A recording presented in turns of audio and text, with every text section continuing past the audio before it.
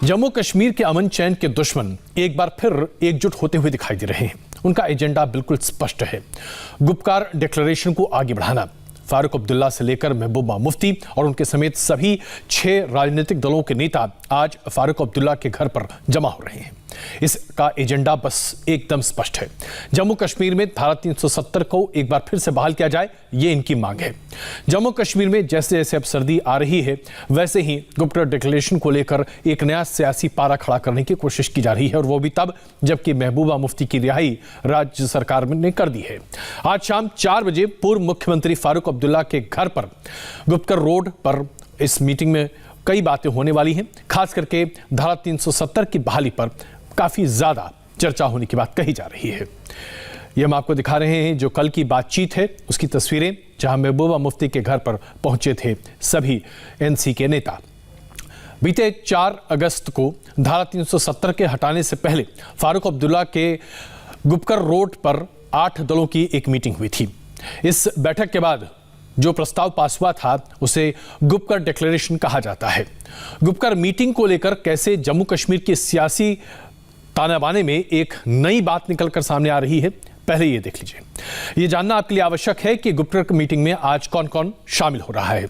National conference से फारूक अब्दुल्ला शामिल हो रहे हैं, जिनके घर पर इस मीटिंग का आयोजन है। नेशनल कॉन्फ्रेंस से ही फारूक अब्दुल्ला के बेटे उमर अब्दुल्ला शामिल हो रहे हैं। इसके अलावा पूर्व मुख्यमंत्री और पीडीपी की मुखिया महबूबा मुफ्ती इस बैठक में शामिल होंगी। पीपल्स कॉन्फ्रेंस के सज्जाद लोन और अवामी नेशनल कॉन्फ्रेंस के मुजफ्फर शाह भी इस बैठक में शिरकत कर रहे हैं। कल फारूक अब्दुल्ला और उमर अब्दुल्ला ने महबूबा मुफ्ती के घर पर जाकर गुपकार रोड की इस मीटिंग के बारे में उन्हें न्योता दिया। जम्मू कश्मीर में भारतीय जनता पार्टी के अध्यक्ष रविंद्र रैना ने गुपकार एजेंडे की पैरोकारी करने वालों को देशद्रोही कहा है। तो ये हम आपको तस्वीरें दिखा रहे हैं। फारूक अब्दुल्ला साहब ने महबूबा मुफ्ती साहिबा से गुजारिश की है, अगर वो 4 बजे इनके घर पे तशरीफ लाएं तो बाकी तमाम गुपकार डिक्लेरेशन पे दस्तखत करने वाले जो पार्टी हैं और जो लीडर हैं, उन सबको जनाब फारूक साहब 4 बजे दावत देंगे। उस मीटिंग में महबूबा मुफ्ती साहिबा ने भी आज कहा है कि वो उस मीटिंग में शामिल होंगे। उस मीटिंग के दौरान मौजूदा सियासी सूरत हाल पे जो है उस पर नजर डाली जाएगी और आगे के लिए गुपकार डिक्लेरेशन पे दस्तखत करने वाले तमाम पार्टियों का एक नजरिए में उनका एजेंडा क्या रहेगा उस पे बातचीत होगी। महबूबा मुफ्ती के घर में डॉक्टर फारूक अब्दुल्ला, महबूबा मुफ्ती और उमर अब्दुल्ला की जो मीटिंग हुई है, जिसमें गुपकार एजेंडे को आगे बढ़ाने पर उन्होंने चर्चा की है। ये गुपकार एजेंडा देशद्रोहियों का एजेंडा है, ये गुपकार एजेंडा पाकिस्तान का एजेंडा है। जम्मू कश्मीर की जनता का इस गुपकार एजेंडे से कोई लेना देना नहीं है। जम्मू कश्मीर की जनता ने पहले ही इस गुपकार एजेंडे को कूड़ेदान में फेंक दिया है। ये अपने आप को बचाने के लिए, अपने पापों को छिपाने के लिए इस प्रकार का षड्यंत्र कर रहे हैं। आतंकवाद और अलगाववाद को जन्म देने वाली धारा 370 अब इतिहास बन चुका है। यह धारा अब दोबारा कभी वापस नहीं आ सकती। ये षड्यंत्रकारी लोग एक बार फिर कश्मीर को लहूलुहान करना चाहते हैं, लेकिन इनके एजेंडे को, इस गुपकार एजेंडे को कभी हम लागू नहीं होने देंगे, ना ही हम जम्मू कश्मीर के हालात खराब होने देंगे। तो आपने देखा किस तरह से 2 पक्ष अपनी अपनी बातों को सामने रख रहे हैं, लेकिन आज 6 दलों के नेता मुलाकात कर रहे हैं और गुपकार एजेंडे को, गुपकार डिक्लेरेशन को आगे लेकर बढ़ाने की बात कर रहे हैं। इस पर हम बहस शुरू करते हैं। हमारे साथ कुछ देर में शहनवाज हुसैन, भारतीय जनता पार्टी के वरिष्ठ प्रवक्ता, जुड़ेंगे। इसके साथ साथ हमारे साथ रविंद्र रैना जी भी जुड़ेंगे, भारतीय जनता पार्टी के प्रदेश अध्यक्ष हैं जम्मू कश्मीर के, और रऊफ भट्ट साहब इस वक्त हमारे साथ जुड़े हुए हैं पीडीपी से। रऊफ साहब, बड़ा सीधा सा सवाल है। धारा 370 के निरस्त हुए या यूं कहे कि असक्षम हुए 1 साल बीत चुका है। जम्मू कश्मीर में अमन चैन है, लोग शांति से अपने जीवन का यापन कर रहे हैं। आप फिर गुपकार एजेंडे को बहाल करके धारा 370 को बहाल करने का मांग कर, क्या आप देशद्रोह का काम नहीं कर रहे, जिसका आरोप भारतीय जनता पार्टी आप पर लगा रही? ये जो मीटिंग हो रही है, ये नेशनलिस्ट लोग सारे हैं। ये जो आप गलत प्रोपेगेंडा कर रहे हैं, ये लोगों की मांग है कि यहाँ जो है जो 5 अगस्त को हुआ है वो गैर आईनी और गैर जमहूरी के तरीके से हमसे स्पेशल स्टेटस छीना गया, उसे रेस्टोर करना होगा। आप देख रहे हो कि यहाँ हालात कितने खराब है। रऊफ साहब, एक साल से इस पूरे मामले पर अभी सुप्रीम कोर्ट में मामला पेंडिंग है। अगर आप अपने आप को नेशनलिस्ट कहते हैं तो कम से कम सुप्रीम कोर्ट के फैसले का इंतजार तो कर लीजिए, तब कहिएगा कि गैर आईनी है। हमारे बच्चों को यहाँ इंटरनेट की सहूलियत नहीं है, यहाँ कितने हालात खराब है। नहीं, मैं आपसे बड़ा सीधा सवाल पूछ रहा हूँ रऊफ साहब, आप अपने आप को नेशनलिस्ट कह रहे हैं। अगर आप अपने आप को नेशनलिस्ट कहते हैं तो देश की सर्वोच्च अदालत पर आपको भरोसा होना चाहिए। यह पूरा मामला सुप्रीम कोर्ट के सामने लंबित है। सुप्रीम कोर्ट को तय करने दीजिए कि सरकार ने गैर कानूनी काम किया है या कानूनी काम किया है, ताकि कोई अनटुवर्ड इंसिडेंट ना हो जाए। रऊफ साहब, अगर आप सिर्फ बोलते रहेंगे, सवाल का जवाब नहीं देंगे तो ये बातचीत नहीं होती है, इसको एजेंडा कहते हैं।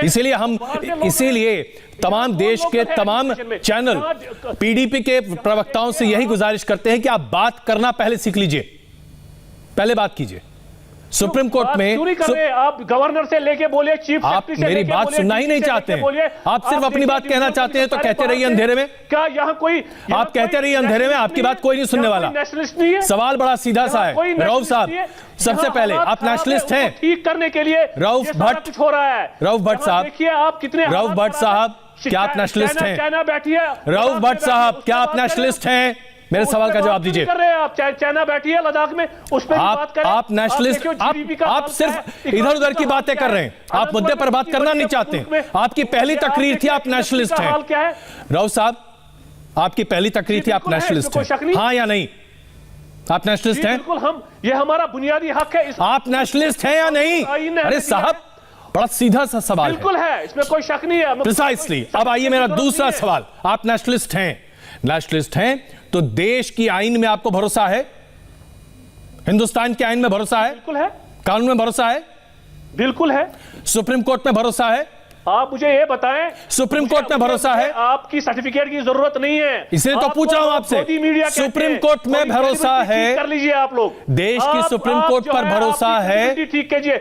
ये हमें सुप्रीम कोर्ट के सामने ये मामला लंबित है। सुप्रीम कोर्ट के सामने सरकार ने जो कदम उठाया वो देश के हित में कदम उठाया, ये सरकार का मानना है। आप विरोध करते रहिए, आप विरोध करते रहिए। आपका पूरा अस्तित्व सिर्फ दक्षिण कश्मीर के 1.5 जिले में है, 1.5 जिला। यही पीडीपी की पूरी राजनीतिक ताकत है, जिसने इतनी कुर्बानियां दी है। रऊफ साहब, इस तरह से बातचीत नहीं हो सकती, मैं क्षमा चाहता हूं। जो कल तक नेशनलिस्ट, हम इंडिया टीवी पर चिल्लाते नहीं है, हम इंडिया टीवी पर चिल्लाते नहीं, हम बात करते हैं। अगर आपको बात करना पसंद है तो कृपा करके बात कीजिए, अन्यथा आप उठ सकते हैं। हमें फोकस करना चाहिए। अगर आप गुर्बत, मैं पूछ रहा हूं आपसे सवाल, आप उसका जवाब देना पसंद करेंगे तो आप ऐसा करें। नहीं, देखिए रऊफ साहब, हम वो चैनल नहीं है जो आपके एजेंडे को चलने देंगे। मैं स्पष्ट कह दूं आपसे, मैं स्पष्ट कह रहा हूं आपसे, इस तरह की बातचीत नहीं होती। बातचीत का मतलब होता है आप मेरे सवाल का जवाब दीजिए, जो सवाल आपसे पूछा जाए उसका जवाब दीजिए, आप अपनी बात रखिए। इस तरीके से आप एजेंडा नहीं चला सकते, ये मैं आपको एक बार फिर स्पष्ट कर रहा हूं। रविंद्र राणा जी इस वक्त हमारे साथ जुड़ गए। हमारे किसान रविंद्र, प्लीज मुझे आपकी आवाज बंद करनी पड़ेगी, अगर आप बोलेंगे नहीं तो चुप नहीं होंगे। करोड़ों लोग बेरोजगार। रऊफ साहब, बेरोजगारी है, पूरा देश भला चाहता है जम्मू कश्मीर का, ये आप एजेंडा हाईजैक मत कीजिए। मैं क्षमा चाहता हूं, मुझे लगता है कि आपकी आवाज थोड़ी सी धीमी करनी पड़ेगी क्योंकि आप बातचीत नहीं सुनना चाहते। रविंद्र जी, बड़ा सीधा सा सवाल है, आपने कहा कि वो तमाम लोग जो आज शाम 4 बजे फारूक अब्दुल्ला साहब के घर पर मुलाकात कर रहे हैं वो देशद्रोही हैं, ऐसा क्यों कहा आपने? जम्मू कश्मीर पिछले 1 साल से, जब से धारा 370 का समापन हुआ है, बड़े अमन चैन से आगे बढ़ रहा है। जम्मू कश्मीर की जनता यहां बहुत खुशी से अपना रोजमर्रा की जिंदगी गुजर बसर कर रही है, लेकिन अचानक ही इनको वो गुपकार एजेंडा याद आ गया और कश्मीर को फिर से इन लोगों ने लहूलुहान करने की साजिश की है। धारा 370 चीन की मदद से जम्मू कश्मीर के अंदर पुनः रेस्टोर करने की बातें इन्हीं नेताओं ने की हैं जी। जिस धारा 370 ने जम्मू कश्मीर में आतंकवाद, अलगाववाद और पाकिस्तान की मानसिकता को जन्म दिया, जिस धारा 370 ने लाखों कश्मीरी पंडितों को अपने घरों से बाहर निकलने पर मजबूर कर दिया, क्योंकि इसी धारा 370 के कारण जम्मू कश्मीर में आतंकवाद, अलगाववाद और पाकिस्तान की मानसिकता पैदा हुई, बिल्कुल। जहां गुज्जर बकरवाल समुदाय के लोग जो कि मुसलमान हैं उनको अधिकार नहीं दिए गए, यहाँ दलित समाज के लोग जो शेड्यूल कास्ट कम्युनिटी के लोग हैं जी, उनको उनके अधिकार पिछले 70 सालों में नहीं दिए गए, इसका गुनाहगार धारा 370 है। बहुत महत्वपूर्ण मुद्दा आपने यहाँ पर उठाया। मैं बड़े अदब से आपसे क्षमा मांगता हूँ रोहिन साहब, मुझे जरा इन सवालों को रऊफ साहब के सामने रखने दीजिए। रऊफ साहब, आपने कहा कि धारा 370 बुनियादी हक है। मैं पूछना चाहता हूं, पीडीपी की सरकार के समय और उसके पहले क्या जम्मू कश्मीर में गुर्बत नहीं थी? क्या गरीबी नहीं थी उस समय? क्या उस समय तमाम बातें नहीं थी? देखिए, क्या उसके साथ साथ सुनिए ना, जरा सवाल सुन लीजिए साहब, इतना तो इत्मीनान रखिए कि आप सवाल सुन सके। जी जी। फारूक अब्दुल्ला साहब कहते हैं कि चीन की मदद से धारा 370 को वो लागू करना चाहते हैं हिंदुस्तान में। चीन की मदद से? आप चीन का डर दिखा रहे थे अभी। चीन की मदद से आप लोग धारा 370 लागू करेंगे हिंदुस्तान में?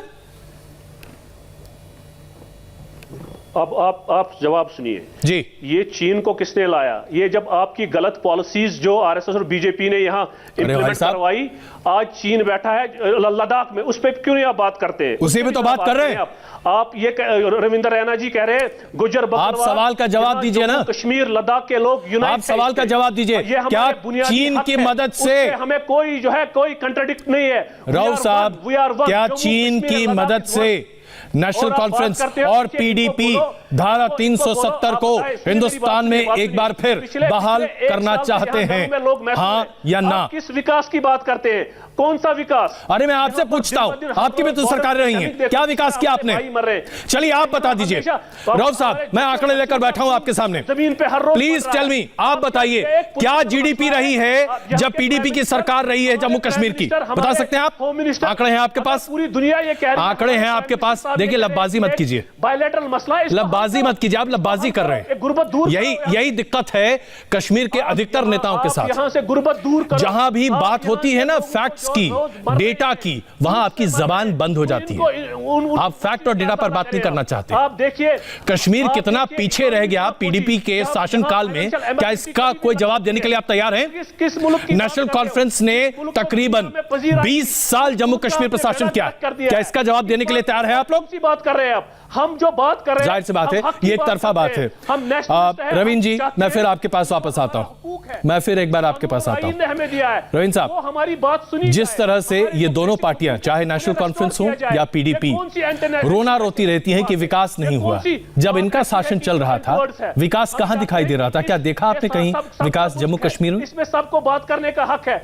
और आप जो ये मुसलमान, ये अपने पापों को छुपाने के लिए इकट्ठे हो रहे हैं इस देश के। कल तक यहाँ नेशनल कॉन्फ्रेंस और पीडीपी के लोग एक दूसरे को ये नेता देख के राजी नहीं होते थे, एक दूसरे के आमने सामने नहीं होते थे। कल तक जो लोग आपस में हाथ मिलाते नहीं थे, दुआ सलाम नहीं करते थे, आज वो कंधे से कंधा मिलाकर इस प्रकार के षड्यंत्र कर रहे हैं।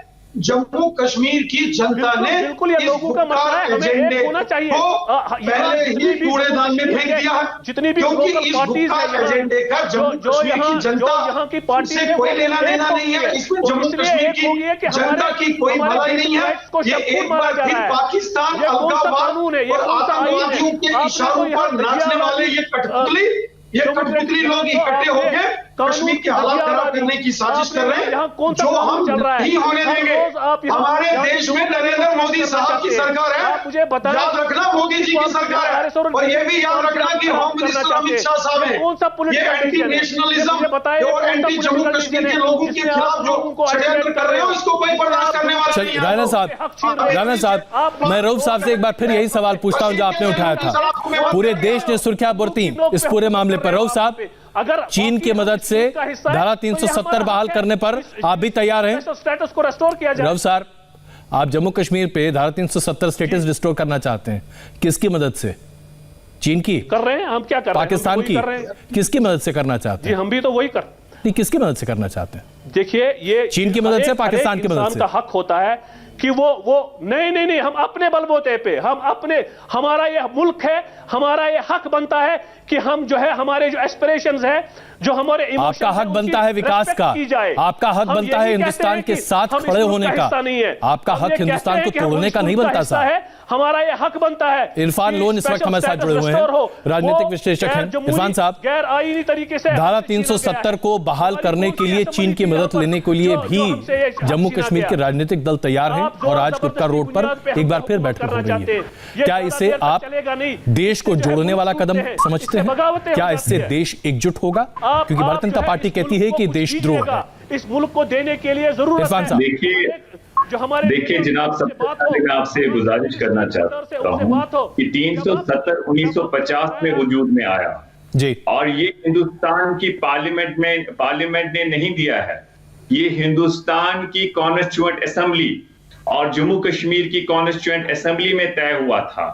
आपको मैं बताना चाहता हूं और आपकी चैनल के माध्यम से, जो पूरे देश में एक चैनल मानी जाती है, सारे देश को ये बताना चाहता हूं, ये हिंदुस्तान के पार्लियामेंट ने नहीं दिया था, ये हिंदुस्तान की कॉन्स्टिट्यूएंट असेंबली ने दिया था। और जब 5 अगस्त 2019 को यह हमसे छीना गया, उस दिन इसकी उम्र 70 साल थी। और अगर आज आपकी इसकी बहाली के लिए हम मांगते हैं, जो 70 साल हिंदुस्तान के संविधान में था, 35A 370 या जो स्टेटहुड हमसे छीनी गई, तो मैं देशद्रोही नहीं बनता हूं। अगर आपको लगता है देशद्रोह है तो मैं थोड़ा सा आपकी मेमोरी रिफ्रेश करना चाहता हूं। ये प्रेसिडेंशियल ऑर्डर था इरफान साहब, अगर आप मेरी बात समझना चाहें, ये एक प्रेसिडेंशियल ऑर्डर था। एक प्रेसिडेंशियल ऑर्डर के तहत आर्टिकल 370 में 35A लगाया गया था और आर्टिकल 370 के भी कई प्रावधानों को प्रेसिडेंशियल ऑर्डर के जरिए लागू किया गया था। ना तो इसमें कोई संविधान संशोधन हुआ था, ना ही संविधान का हिस्सा है। ये एक प्रेसिडेंशियल ऑर्डर था। सबसे पहले तो इस बात को समझ लीजिए।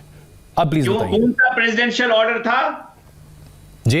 देखिए, मैं 370 की बात करता हूं। 370 ये कहता है कि जो इंस्ट्रूमेंट ऑफ एक्सेशन में जुरिडिक्शन है भारत पार्लियामेंट का, उसी तक ये सीमित रहेगा। और हिंदुस्तान ने फिर उसे कानूनी शक्ल, कानूनी रिकग्निशन, मान्यता 370 में दी इंस्ट्रूमेंट ऑफ एक्सेशन को। एक बात। दूसरी बात, मैं आपके विवेक, आपके विजडम पे ये छोड़ता हूं। मुझे बताइए, क्या ये लोकतंत्र में संभव है? क्या हिंदुस्तान जैसे बड़े लोकतंत्र को शोभा देता है कि यहाँ की असेंबली बंद थी, यहाँ की सरकार वजूद में नहीं थी, आपने पूरे कश्मीर को कर्फ्यू में डाला और पूरा हमारा। चलिए, इसका जवाब रविंद्र रैना साहब दे रहे हैं। रविंद्र रैना साहब, प्लीज इरफान लोन जी ने जो बातें कही हैं, इसका जवाब आप दे दें। रविंद्र जी प्लीज।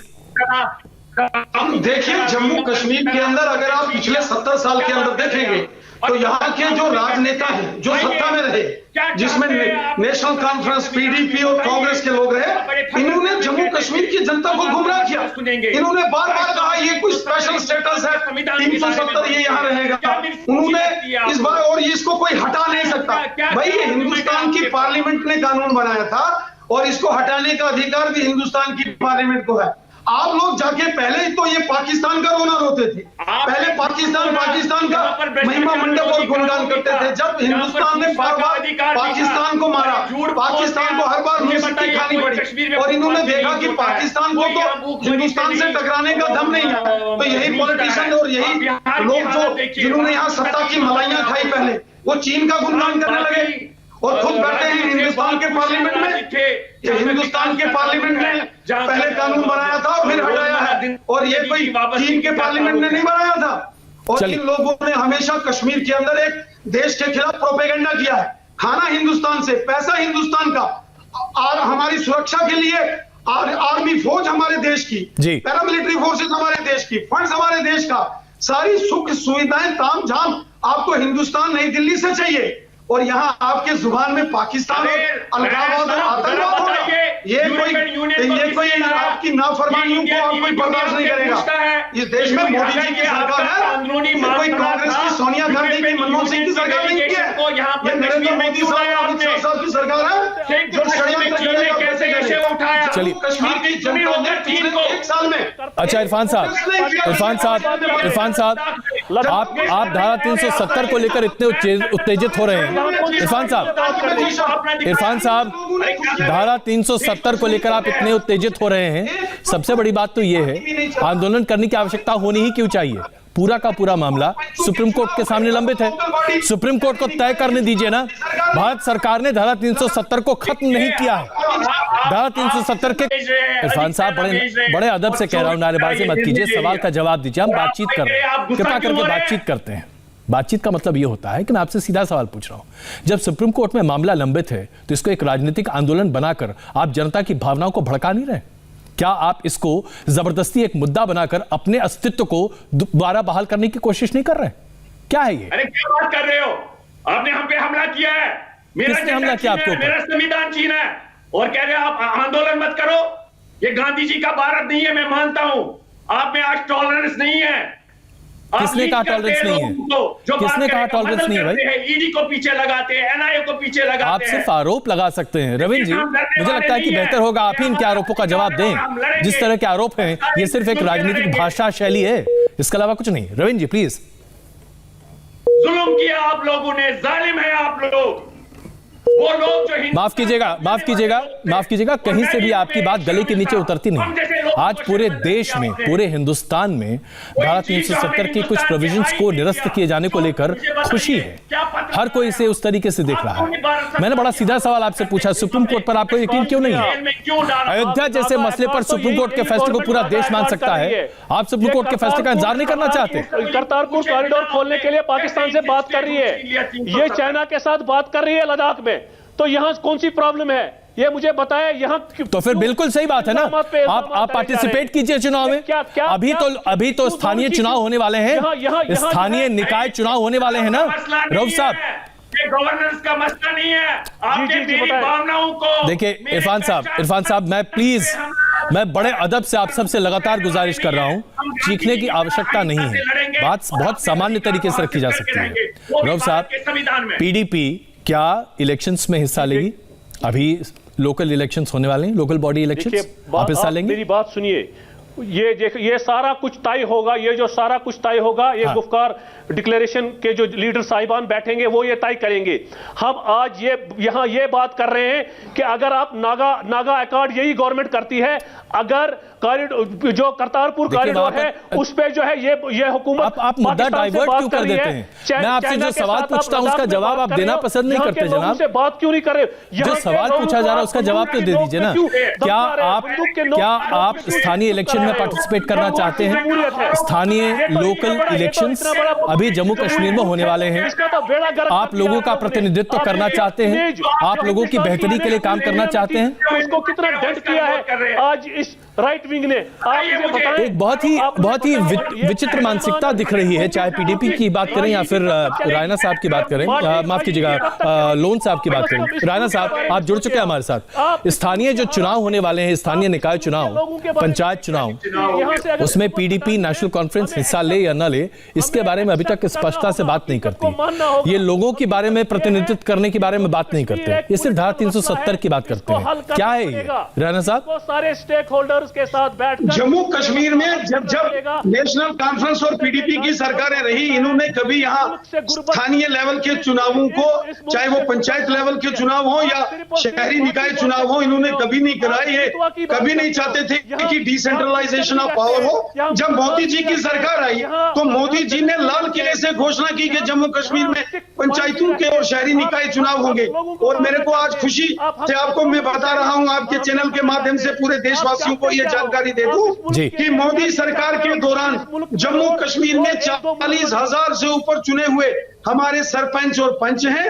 हमारे यहाँ लगभग 1,000 से ऊपर जो कमेटीज हैं, जो जम्मू कश्मीर के अंदर जो शहरी निकाय के जो वार्ड मेंबर्स और प्रेसिडेंट और वाइस प्रेसिडेंट चुने गए हैं, ये सारे जनता ने चुने हुए नुमाइंदे हैं।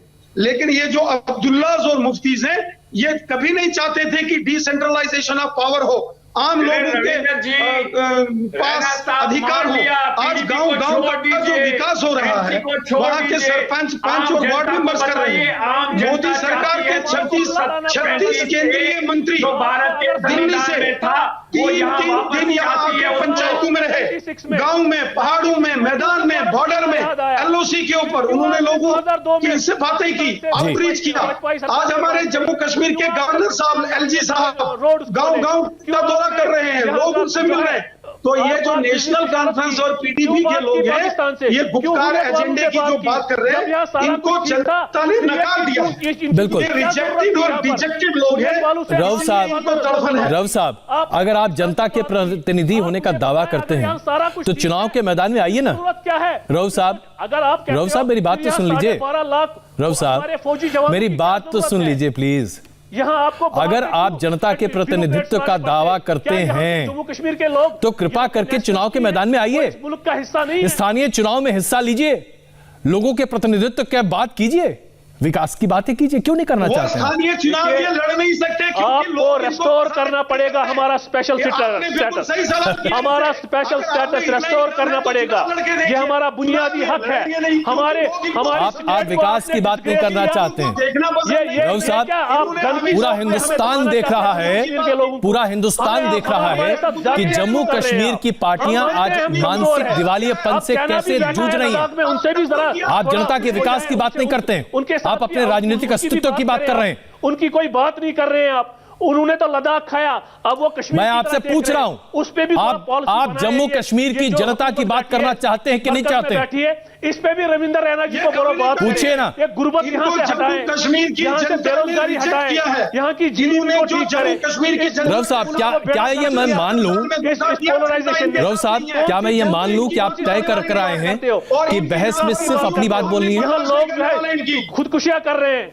रव साहब, आप ये तय करके आए हैं कि सिर्फ आप वही बोलेंगे जो आपके दिमाग में है, जो आपको कहा गया है बोलने के लिए? आप लोगों ने, आप सवाल का जवाब नहीं देना पसंद करते कि यहाँ पीस। आप किस लोकतंत्र की बात करते हैं जब आप पूछे गए सवाल का जवाब देना भी पसंद नहीं करते? यहाँ के जो लोग हैं, मैंने सीधा सवाल आपसे पूछा। आप लोगों की बेहतरी के लिए काम करना चाहते हैं। स्थानीय चुनाव की घोषणा बहुत जल्द होने वाली है जम्मू कश्मीर में, सरकार इसके लिए लगातार काम कर रही है। आप उसमें पार्टिसिपेट क्यों नहीं करना चाहते? आप लोगों की विकास की बात क्यों नहीं करते? क्यों नहीं कहते कि वहां पर ज्यादा बेहतर पढ़ाई हो, वहां पर नए इंस्टीट्यूट्स लगे, वहां पर कारखाने लगे, वहां पर लोगों को नौकरी मिले? इसके बारे में चर्चा क्यों नहीं करते? ये नेशनलिस्ट लोगों का गठबंधन है। आप घबराए क्यों हैं? यही तो मैं पूछ रहा हूं आपसे, आप क्यों घबराए? गुफ्कार डिक्लेरेशन में होगा, वो हमारे जो सीनियर लीडर साहिबान बैठे हैं, जो इस स्टेट के हित में होगा, लोगों के हित में होगा, वही फैसले चलेंगे, वही फैसले होंगे। क्योंकि हम बिल्कुल फैसला लीजिए आप, लेकिन जरा ये तो बता दीजिए, जम्मू कश्मीर में पढ़ाई लिखाई, जम्मू कश्मीर में आतंकवाद से रिहाई, जम्मू कश्मीर में नौकरी, जम्मू कश्मीर में पर्यटन, जम्मू कश्मीर में हिंदुस्तान के सभी लोगों का प्रतिनिधित्व, ये क्यों नहीं हो सकता? पड़ेगा आप लोगों को, क्यों नहीं हो सकता? तब तक यहाँ हालात ठीक नहीं होने। क्यों नहीं होने? आप जो है क्यों आप नहीं होने देंगे? जो आप चला रहे हो वो आप हालात ठीक नहीं होने देंगे? रव साहब, कौन सा विकास? रव साहब, आप जम्मू कश्मीर में हालात ठीक नहीं होने देंगे? जी, आप ये चुनौती दे रहे हैं हिंदुस्तान हम हालात ठीक करने के लिए निकले। हालातों का बेड़ा गर्क तो आप लोगों ने किया। चलिए रैना साहब, जबरदस्ती सीधे तौर पर कहते हैं कि हम हालात ठीक नहीं होने देंगे जब तक आप हमारे राजनीतिक मकसद को पूरा नहीं होने देते। रैना साहब, कि यहाँ जो है लोगों को एतमाद में दिया जाए। जब तक ये अब्दुल्ला और मुफ्ती जेल की सलाखों के पीछे बंद थे, कश्मीर घाटी में एक सिंगल पत्थर किसी ने नहीं चलाया। कश्मीर घाटी की सड़कों पर कोई प्रदर्शन नहीं हुआ। कश्मीर घाटी में पिछले 1 साल में लोग अमन चैन और सुख चैन की सांस ले रहे हैं। कितने बार लोग कश्मीर घाटी से दिल्ली जाके माननीय प्रधानमंत्री नरेंद्र मोदी साहब और हमारे गृह मंत्री अमित शाह साहब को मिलते हैं। जम्मू कश्मीर खुशहाली की ओर बढ़ रहा है। बस इन लोगों को ये तकलीफ हो गई कि इनके बिना जम्मू कश्मीर कैसे खुशहाल हो गया। ये खुशहाल जम्मू कश्मीर नहीं देखना चाहते हैं, इसलिए बिन पानी जैसे मछली तड़पती है ऐसे छटपटा रहे हैं, तड़प रहे। मोदी सरकार के 36 मंत्री जम्मू कश्मीर के गांव के अंदर घूमे। मैं अब्दुल्ला और मुफ्ती से पूछता हूं, क्या कभी आपकी कैबिनेट के मंत्री भी जम्मू कश्मीर के गांव-गांव में पंचायत स्तर पर गए? मोदी सरकार के मिनिस्टर दिल्ली से आके, चाहे जम्मू है या कश्मीर घाटी है, हर एक पंचायत में गए। क्यों गए? लोगों की सुनवाई की, लोगों की परेशानियां दूर की, लोगों की तकलीफें दूर की। और मोदी सरकार ने, मोदी जी ने अपने सीने से लगाया है जम्मू कश्मीर के लोगों को। हाँ, ये जो शरारती लोग हैं, एक खुरापाती लोग हैं, पाकिस्तान के इशारों पर नाचने वाले हैं, इनके एजेंडे को हम पूरा नहीं होने देंगे। बिल्कुल, इंटरनेट के थ्रू इसमें कोई शक नहीं है। एक आखिरी सवाल रवि साहब, मैं जानता हूं आप इसका जवाब देना पसंद नहीं करेंगे, लेकिन क्या आप लोगों को वहां कहा था रवि साहब, मैं जानता हूं इस सवाल का जवाब आपके लिए बड़ा मुश्किल है, लेकिन क्या आप मानते हैं कि आप इंडियन फर्स्ट हैं? ये कौन सा रवि साहब, यहाँ तो गरीब लोग हैं, सुनेंगे ही नहीं, जवाब देना पसंद ही नहीं करेंगे। आपको तो क्या आप पहले भारतीय हैं? जम्मू के लोगों ने पहले भारतीय हैं आप, या उसके बाद कुछ हैं, या आप पहले बहुत कुछ हैं और उसके बाद में भारतीय हैं? बस इतना तय कर बता दीजिए। जिस दिन ये जवाब आप दे देंगे, जिस दिन पीडीपी और नेशनल कॉन्फ्रेंस के नेता इस जवाब के साथ खड़े हो जाएंगे, उस दिन पूरा हिंदुस्तान इन राजनीतिक पार्टियों को अपना बना लेगा। क्योंकि जब तक ये जवाब सामने नहीं आता कि इंडियन फर्स्ट, तब तक बाकी किसी भी मुद्दे पर चर्चा करने की शायद आवश्यकता नहीं पड़ती। आप सबका बहुत धन्यवाद इस चर्चा में शामिल होने के लिए। आखिरकार जो मीटिंग होने जा रही है शाम 4 बजे, उस मीटिंग में क्या एजेंडा निकल कर आना